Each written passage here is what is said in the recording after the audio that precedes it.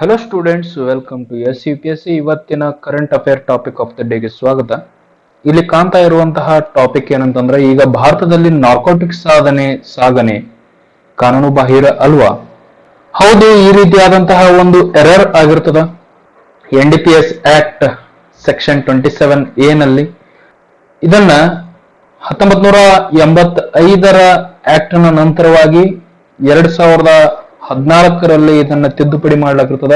So ಅದರಲ್ಲಿ ಒಂದು ಆಗಿರ್ತಕ್ಕಂತಹ ಒಂದು ಅನಪೇಕ್ಷಿತವಾದಂತಹ ಒಂದು ಎರರ್ ನಿಂದ ಈ ರೀತಿಯಾದಂತಹ ಒಂದು ಪ್ರಾಬ್ಲಮ್ ಆಗಿರ್ತದ. ನಾರ್ಕೋಟಿಕ್ ಸಾಗಣೆಯಲ್ಲಿ ಸಿಕ್ಕಿಬಿದ್ದವರು ಕೂಡ ಬೇಲ್ನಿಂದ ಈಗಾಗಲೇ ಹೊರಗೆ ಬರ್ತಾ ಇದ್ದಾರೆ. ಆದ್ರೆ ಕೋರ್ಟ್ಗಳಿಗೆ ಯಾವುದೇ ರೀತಿಯಾದಂತಹ ಅದರ ಮೇಲೆ ತೀರ್ಪನ್ನ ನೀಡುವಂತಹ ಒಂದು ಸೆಕ್ಷನ್ ಅವರ ಹತ್ರ ಇಲ್ಲ.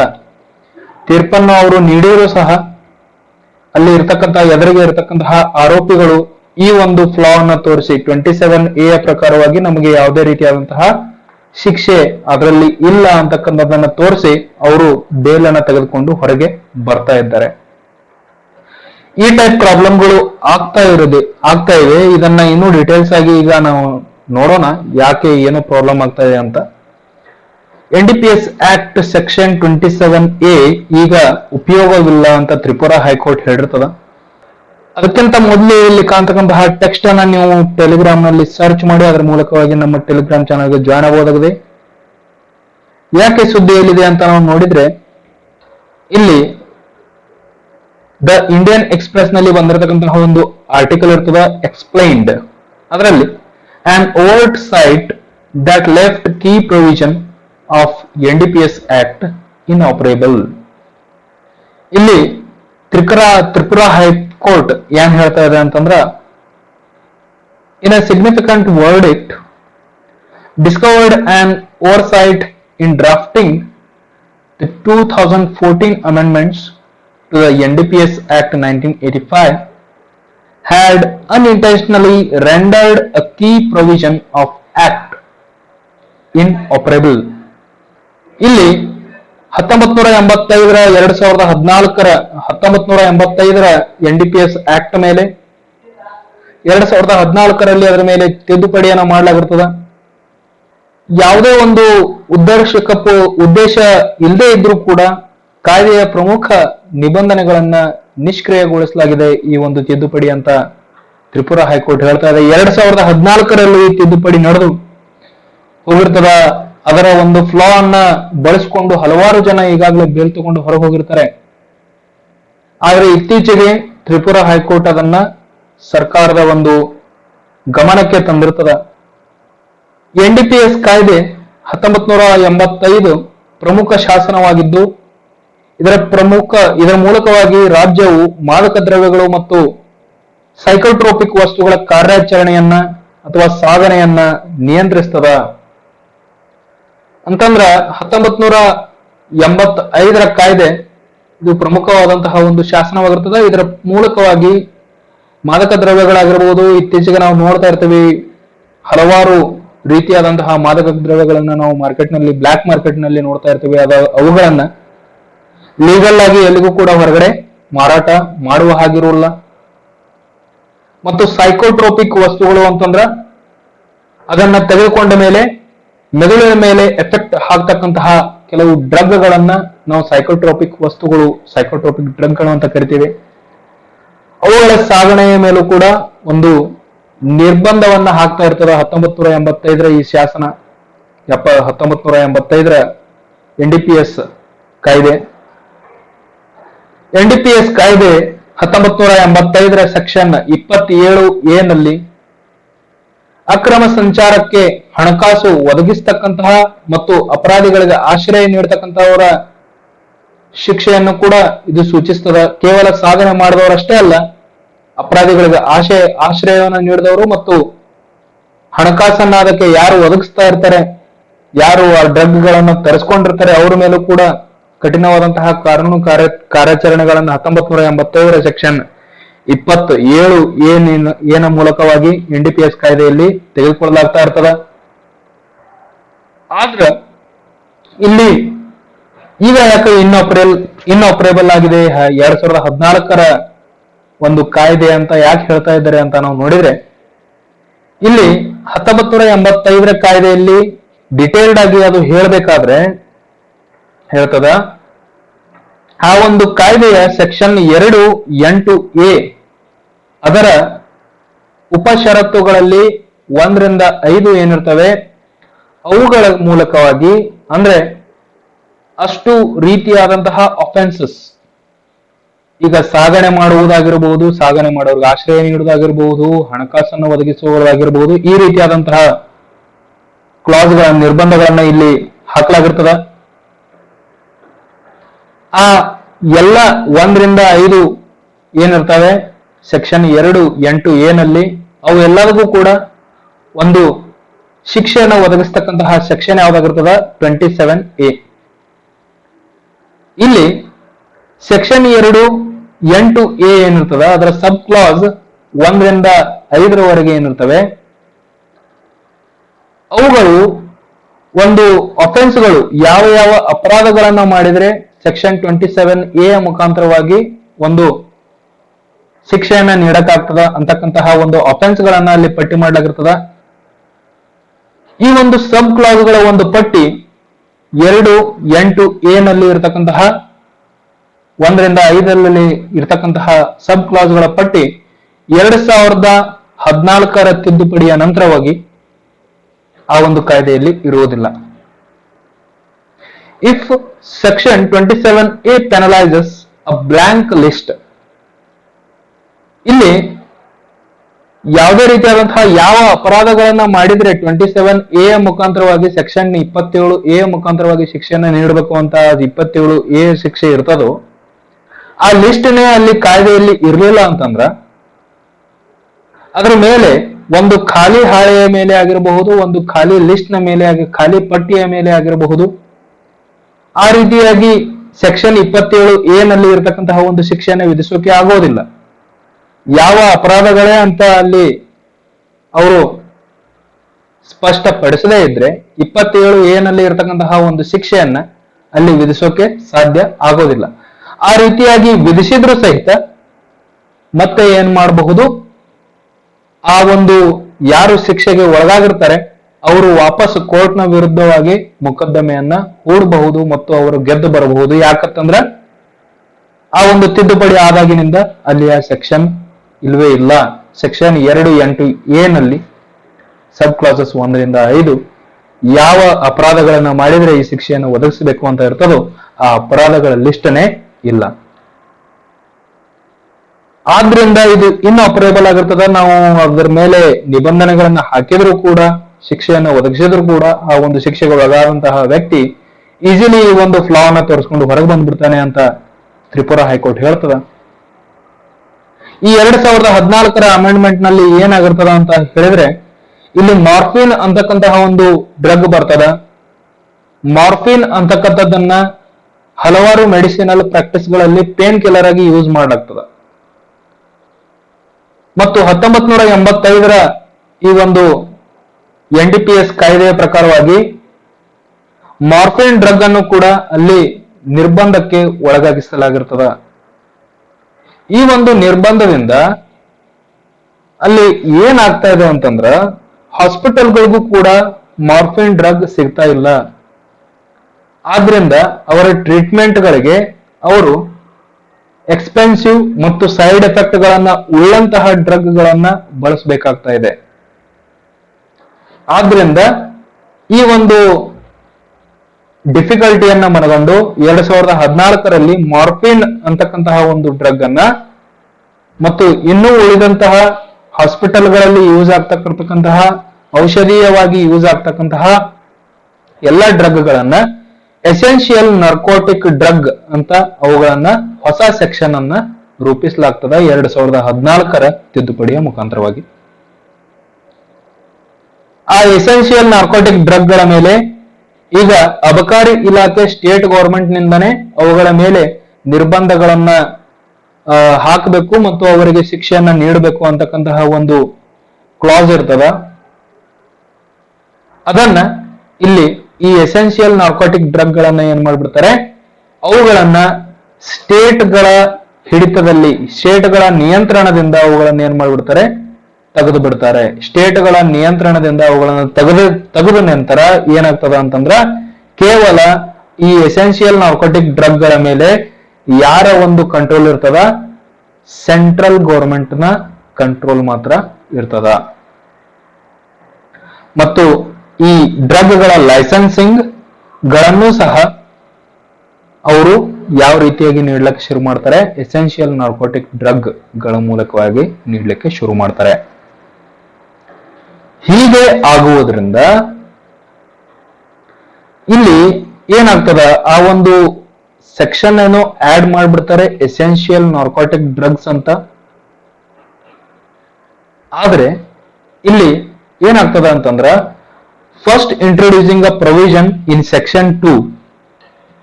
ಸೆಕ್ಷನ್ 2 ನಲ್ಲಿ ಒಂದು ಪ್ರೊವಿಷನ್ ಅಲ್ಲಿ ಸೇರಿಸ್ತಾರೆ. that defines essential narcotic drugs, and subsequently in section 9 allowing the manufacture, possession, transport, import interstate, export interstate, sale, purchase, consumption ಮತ್ತು use of essential narcotic drug, ಇಷ್ಟೆಲ್ಲದನ್ನು ಕೂಡ ಸೆಕ್ಷನ್ 9 ನಲ್ಲಿ ಸೇರಿಸಲಾಗ್ತದೆ. ಇಲ್ಲಿ ಕ್ಲಿಯರ್ ಆಗಿ ಹೇಳಿದ್ದಾರೆ ಸೆಕ್ಷನ್ 9 ನಲ್ಲಿ ಏನೇನು. ಈ ಸೆಕ್ಷನ್ 2 ರಲ್ಲಿ ಎಸೆನ್ಷಿಯಲ್ ನಾರ್ಕೋಟಿಕ್ ಡ್ರಗ್ ಅಂತ ಒಂದು ಕೋಟ್ ಅನ್ನ ಸೇರಿಸ್ತಾರೆ. ಆ ಕೋಟ್ ನಲ್ಲಿ ಈ ಮೆಡಿಸಿನ್ ಗಳು ಆಗಿರಬಹುದು, ಈ ಡ್ರಗ್ಸ್ ಆಗಿರಬಹುದು, ನಾರ್ಕೋಟಿಕ್ ಡ್ರಗ್ಸ್ ಆಗಿರಬಹುದು, ಎಸೆನ್ಷಿಯಲ್ ನಾರ್ಕೋಟಿಕ್ ಡ್ರಗ್ ಗಳ ಪಟ್ಟಿಯಲ್ಲಿ ಬರ್ತವೆ ಅಂತಕ್ಕಂಥದ್ದನ್ನ ಸೆಕ್ಷನ್ 2 ರಲ್ಲಿ ಸೇರಿಸ್ತಾರೆ. ಸೇರಿಸ್ಬಿಟ್ಟು ಸೆಕ್ಷನ್ 9 ನಲ್ಲಿ ಈ ಎಸೆನ್ಷಿಯಲ್ ನಾರ್ಕೋಟಿಕ್ ಡ್ರಗ್ ಗಳ ಉತ್ಪಾದನೆ, ಈ ಎಸೆನ್ಷಿಯಲ್ ನಾರ್ಕೋಟಿಕ್ ಡ್ರಗ್ ಗಳ ಟ್ರಾನ್ಸ್ಪೋರ್ಟ್ ಸಾಗಣೆ ಆಗಿರಬಹುದು, ಈ ಎಸೆನ್ಷಿಯಲ್ ನಾರ್ಕೋಟಿಕ್ ಡ್ರಗ್ ಗಳ ಇಂಟರ್ಸ್ಟೇಟ್ ಸಾಗಣೆ, ಒಂದು ರಾಜ್ಯದಿಂದ ಇನ್ನೊಂದು ರಾಜ್ಯಕ್ಕೆ ಆಮದು ಮತ್ತು ರಫ್ತು, ಮತ್ತು ಮಾರಾಟ ಮತ್ತು ಕೊಳ್ಳುವಿಕೆ, ಕೊಂಡ್ಕೊಳ್ಳೋದು, ಮತ್ತು ಇವುಗಳನ್ನ ಕನ್ಸಂಪ್ಷನ್ ಮಾಡುವುದು ಮತ್ತು ಇವುಗಳನ್ನ ಯೂಸ್ ಮಾಡುವುದು ಎಲ್ಲವನ್ನು ಕೂಡ ಸೆಕ್ಷನ್ 9 ನಲ್ಲಿ ಅಲೌ ಮಾಡಿಬಿಡ್ತಾರೆ, ಮುಕ್ತ ಮಾಡಿಬಿಡ್ತಾರೆ. ಅವುಗಳನ್ನ ಯೂಸ್ ಮಾಡಿದ್ರು ಕೂಡ, ಇಂಟರ್ಸ್ಟೇಟ್ ನಾವು ಸಾಗಣೆ ಮಾಡಿದ್ರು ಕೂಡ, ಮಾರಾಟ ಮಾಡಿದ್ರು ಕೂಡ, ಪರ್ಚೇಸ್ ಮಾಡಿದ್ರು ಕೂಡ ಯಾವುದೇ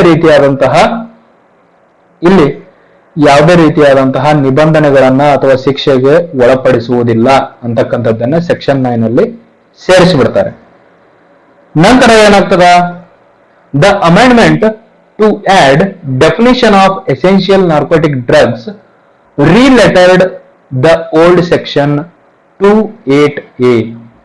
ಹಳೆಯ ಸೆಕ್ಷನ್ ಏನಿರ್ತದ 28A ಅಂತ, ಅದನ್ನ 28B ಅಂತ ಅದನ್ನ ಏನ್ ಮಾಡ್ತಾರ, ರೀಲೆಟರ್ ಮಾಡ್ತಾರೆ. ಓಕೆ, ಅದನ್ನ ತಿದ್ದುಪಡಿ ಮಾಡ್ತಾರೆ. ಇಲ್ಲಿ 28B ನಲ್ಲಿ ಮತ್ತು 28A ನಲ್ಲಿ ಈ ಎಸೆನ್ಷಿಯಲ್ ನಾರ್ಕೋಟಿಕ್ ಡ್ರಗ್ಸ್ ಗಳನ್ನ ಡಿಫೈನ್ ಮಾಡ್ತಾರೆ. ಮತ್ತು ಸೆಕ್ಷನ್ 28B ನಲ್ಲಿ ಏನ್ ಮಾಡ್ತಾರೆ, ಅವರ ಯಾವ ಅಫೆನ್ಸ್ ಗಳನ್ನ ಮಾಡಿದ್ರೆ ಈ ಎಸೆನ್ಷಿಯಲ್ ನಾರ್ಕೋಟಿಕ್ ಡ್ರಗ್ ಗಳಿಗೆ ಸಂಬಂಧಪಡಿಸಿದಂತೆ ಮತ್ತು ಬೇರೆ ಡ್ರಗ್ ಗಳಿಗೆ ಸಂಬಂಧಪಡಿಸಿದಂತೆ ಯಾವ ಅಪರಾಧಗಳನ್ನ ಮಾಡಿದ್ರೆ ಅವರು ಶಿಕ್ಷೆಗೆ ಒಳಪಡ್ತಾರೆ ಅಂತಕ್ಕಂಥದ್ದನ್ನ 28B ನಲ್ಲಿ ಸೇರಿಸ್ತಾರೆ. ಆದ್ರೆ ಇಲ್ಲೇನಾಗ್ತದ, the drafters missed amending the enabling provision in section 27A to change section 28A to 28B. ಆದ್ರೆ ಸೆಕ್ಷನ್ 27A ನಲ್ಲಿ ಏನಿರ್ತದ ಅಂತಂದ್ರ ಸೆಕ್ಷನ್ 28A ನಲ್ಲಿ ಯಾವ ಅಫೆನ್ಸ್ ಗಳನ್ನ ಅಲ್ಲಿ ಯಾವ ಅಪರಾಧಗಳನ್ನ ಅಲ್ಲಿ ಪಟ್ಟಿ ಮಾಡಿದೆಯೋ ಆ ಅಪರಾಧಗಳಿಗೆ ಮಾತ್ರ ಆ ಅಪರಾಧಗಳಿಗೆ ಶಿಕ್ಷೆಯನ್ನ ಒದಗಿಸಲಾಗುವುದು ಅಂತಕ್ಕಂಥದ್ದನ್ನ 27A ನಲ್ಲಿ, ಸೆಕ್ಷನ್ 27A ನಲ್ಲಿ ಹಾಕಿರ್ತಾರೆ. ಆದ್ರೆ ಆ ಅಪರಾಧಗಳನ್ನ 28A ನಿಂದ ತೆಗೆದುಬಿಟ್ಟು 28B ಅಂತ ಮರು ಹೆಸರೀಕರಿಸಿ 28B ನಲ್ಲಿ ಪಟ್ಟಿ ಮಾಡಿರೋದ್ರಿಂದ ಈ 27A ಏನಾಗ್ಬಿಡ್ತದ, ನಿಷ್ಕ್ರಿಯ ಆಗ್ಬಿಡ್ತದ. 28A ನಲ್ಲಿ ಯಾವುದೇ ರೀತಿಯಾದಂತಹ ಅಪರಾಧವನ್ನು ಪಟ್ಟಿ ಮಾಡಿಲ್ಲ. ಆದ್ರೆ ಸೆಕ್ಷನ್ 27A ಏನ್ ಮಾಡ್ತಾ ಇದೆ, 28A ನಲ್ಲಿ ನೀಡಿರ್ತಕ್ಕಂತಹ ಅಪರಾಧಗಳಿಗೆ ಮಾತ್ರ ಶಿಕ್ಷೆಯನ್ನು ಒದಗಿಸ್ತಾ ಇದೆ. ಆದ್ರೆ ಅಪರಾಧಗಳ ಪಟ್ಟಿಯಲ್ಲಿದೆ ಸೆಕ್ಷನ್ 28B ನಲ್ಲಿ ಇದೆ. ಈ ರೀತಿಯಾದಂತಹ ಪ್ರಾಬ್ಲಮ್ ಆಗಿರೋದ್ರಿಂದ ಅಪರಾಧಗಳ ಪಟ್ಟಿ ಸೆಕ್ಷನ್ 28B ನಲ್ಲಿ ಇದ್ರೂ ಕೂಡ ಈ ಸೆಕ್ಷನ್ 28B ನಲ್ಲಿ ಇರತಕ್ಕಂತಹ ಅಪರಾಧಗಳಿಗೆ ಶಿಕ್ಷೆಯನ್ನು ಒದಗಿಸ್ತಕ್ಕಂತಹ ಯಾವುದೇ ರೀತಿಯಾದಂತಹ ಪ್ರೊವಿಷನ್ ಇಲ್ಲ. ಇದು ಒಂದು ಸೈಡ್ ಇರತಕ್ಕಂತಹ ಒಂದು ಫಾಲ್ಟ್ ಆಯ್ತು. ಮತ್ತೊಂದು ಸೈಡ್ ನಲ್ಲಿ ಏನ್ ಫಾಲ್ಟ್ ಇದೆ, ಸೆಕ್ಷನ್ 27A ನಲ್ಲಿ ಶಿಕ್ಷೆ ಅಂತೂ ಇದೆ, ಈ ಅಪರಾಧಗಳಿಗೆ ಶಿಕ್ಷೆಯನ್ನು ಒದಗಿಸಬಹುದು ಅಂತ ಇದೆ. ಆದ್ರೆ ಆ ಅಪರಾಧಗಳ ಪಟ್ಟಿ ಸೆಕ್ಷನ್ 28A ನಲ್ಲಿ ಇಲ್ಲ. ಇಲ್ಲಿ ಅಪರಾಧಗಳಿಲ್ಲ, ಇಲ್ಲಿ ಶಿಕ್ಷೆ ಇಲ್ಲ. ಆದ್ರಿಂದ ಈ ಒಂದು ಲೂಪ್ ಹೋಲ್ ಅನ್ನು ಯೂಸ್ ಮಾಡಿಕೊಂಡು ತುಂಬಾ ಜನ ಕ್ರಿಮಿನಲ್ಗಳು ಹೊರಗೆ ಬರ್ತಾ ಇದ್ದಾರೆ 2014ರಿಂದಾನೆ. ಈ ಒಂದು ಎರರ್ ಅನ್ನ ಯಾವಾಗ ನೋಟಿಸ್ ಮಾಡಲಾಯಿತು ಅಂತಂದ್ರೆ 2016ರಲ್ಲಿ ಏನಾಯ್ತು, ಒಬ್ರು ಬೇಲ್ ತಗೊಂಡು ಹೊರಗೆ ಬಂದ್ಬಿಡ್ತಾರೆ. ಒಬ್ಬ ಸ್ಪೆಷಲ್ ಜಡ್ಜ್ ನ ಎದುರಿಗೆ ಆ ಒಂದು ಅವನಿಗೆ ವಿಧಿಸಿರ್ತಕ್ಕಂತಹ ಒಂದು ಶಿಕ್ಷೆಯನ್ನ ಪ್ರಶ್ನೆ ಮಾಡಿ ಬೇಲ್ನೊಂದಿಗೆ ಹೊರಗೆ ಬಂದ್ಬಿಡ್ತಾರೆ. ಎಲ್ಲಿ? ಪಶ್ಚಿಮ ತ್ರಿಪುರಾದ ಅಗರ್ತಲಾದಲ್ಲಿ ಸಿಟಿಯಲ್ಲಿ. ಇಲ್ಲಿ ಅವರು ಡಿಟೇಲ್ಡ್ ಆಗಿ ಅದನ್ನ ಅವ್ರು ಏನ್ ಮಾಡ್ತಾರೆ, ಗುರುತಿಸಿ ತೋರಿಸ್ತಾರೆ. ಹೀಗೆ ಪ್ರಾಬ್ಲಮ್ ಇರೋದ್ರಿಂದ ಅವರು ಏನು ಒಂದು ಪ್ಲೀಯನ್ನ ಹಾಕಿರ್ತಾರ ಅಂತಂದ್ರ ಸೆಕ್ಷನ್ 27A ನಲ್ಲಿ ಏನ್ ಮಾಡಿದರೆ, ನಮ್ಮನ್ನ ಖಾಲಿ ಲಿಸ್ಟ್ ನ ಮೇಲೆ ಸೆಕ್ಷನ್ 27A ನ ಒಂದು ಶಿಕ್ಷೆಯನ್ನ ಅಲ್ಲಿ ಇರ್ತಕ್ಕಂತಹ ಖಾಲಿ ಲಿಸ್ಟ್ ನ ಮೇಲೆ ಅವರು ಅಪ್ಲೈ ಮಾಡಿ ನಮಗೆ ಶಿಕ್ಷೆಯನ್ನ ನೀಡಿದ್ದಾರೆ, ಕಾನೂನು ಬಾಹಿರವಾಗಿ ನಮಗೆ ಶಿಕ್ಷೆಯನ್ನ ನೀಡಿದ್ದಾರೆ ಅಂತಕ್ಕಂತಹ ಒಂದು ಪ್ಲೇ ಅನ್ನ ಹಾಕಿ ಆತ ಬೇಲ್ನೊಂದಿಗೆ ಹೊರಗೆ ಬಂದ್ಬಿಡ್ತಾನೆ. ಇಲ್ಲಿ ಯಾವುದೇ ರೀತಿಯಾದಂತಹ ಶಿಕ್ಷೆಯನ್ನ ಆತನ ಮೇಲೆ ಒದಗಿಸ್ಲಿಕ್ಕೆ ಆಗ್ಲಿಲ್ಲ. ಆದ್ರಿಂದ ಆತ ಬೇಲ್ನಿಂದ ಹೊರಗೆ ಬಂದ್ಬಿಟ್ಟ. The district judge then refer the case to Tripura high court. District court ನಲ್ಲಿ ಇದು ನಡೆದದ್ದು. ಅವಾಗ ಡಿಸ್ಟ್ರಿಕ್ಟ್ ಜಡ್ಜ್ ಏನ್ ಮಾಡ್ಬಿಟ್ಟ, ಇದನ್ನ ತ್ರಿಪುರಾ ಹೈಕೋರ್ಟ್ಗೆ ವರ್ಗಾವಣೆ ಮಾಡಿದ. ಇಲ್ಲಿ ತ್ರಿಪುರಾ ಹೈಕೋರ್ಟ್ ಏನಂತ ಡಿಸೈಡ್ ಮಾಡಿತು, ಅವರು ಲಾ ಮಿನಿಸ್ಟ್ರಿನೇ ಇದಕ್ಕೆ ತಿದ್ದುಪಡಿ ಮಾಡಬೇಕು, ಲಾ ಮಿನಿಸ್ಟ್ರಿಯ ಇಲ್ಲಿ ತಪ್ಪಾಗಿದೆ, ಅವರು ಇದನ್ನ ತಿದ್ದುಪಡಿ ಮಾಡಬೇಕು ಅಂತ ಅವರು ಸಜೆಸ್ಟ್ ಮಾಡ್ತಾರೆ. ಆದ್ರೆ ನಮ್ಮ ಕಾನೂನು ಮಂತ್ರಾಲಯ ಏನ್ ಮಾಡ್ತದ, ಆರ್ಗ್ಯೂ ಮಾಡ್ತದ ಕೋರ್ಟ್ನೊಂದಿಗೆ. ಏನಂತಂದ್ರ, ನೀವು ಅದನ್ನ ಮತ್ತೊಂದು ಸಲ ಪರಿಶೀಲನೆ ಮಾಡಬೇಕಾಗಿತ್ತು ಮತ್ತು ಪೂರ್ತಿಯಾದಂತಹ ಒಂದು ಲೆಜಿಸ್ಲೇಷನ್ ಅನ್ನ, ಪೂರ್ತಿಯಾದಂತಹ ಒಂದು ಕಾನೂನನ್ನ ನೀವು ಓದಬೇಕಾಗಿತ್ತು ಮತ್ತು ಆ ಒಂದು ಪ್ರೊವಿಷನ್ ಅನ್ನ ನೀವು ಯಾವುದೇ ರೀತಿಯಾಗಿ ಬದಲಾಯಿಸ್ಬಿಟ್ಟು ಅವರಿಗೆ ಒಂದು ಶಿಕ್ಷೆಯನ್ನ ಆಗ್ಬೇಕಾಗಿತ್ತು ಅಂತ ಕಾನೂನು ಮಂತ್ರಾಲಯ ಅವರಿಗೆ ಹೇಳ್ತದ. ಆದ್ರ ತ್ರಿಪುರಾ ಹೈಕೋರ್ಟ್ ಏನ್ ಹೇಳ್ತದ, ನಿಮ್ಮ ಒಂದು ದೃಷ್ಟಿಕೋನಕ್ಕೆ ನಾವು ಒಪ್ತೇವೆ, ಆದ್ರೆ ಇದು ಒಂದು ಬೆಸ್ಟ್ ಸೊಲ್ಯೂಷನ್ ಆಗಿರುವುದಿಲ್ಲ.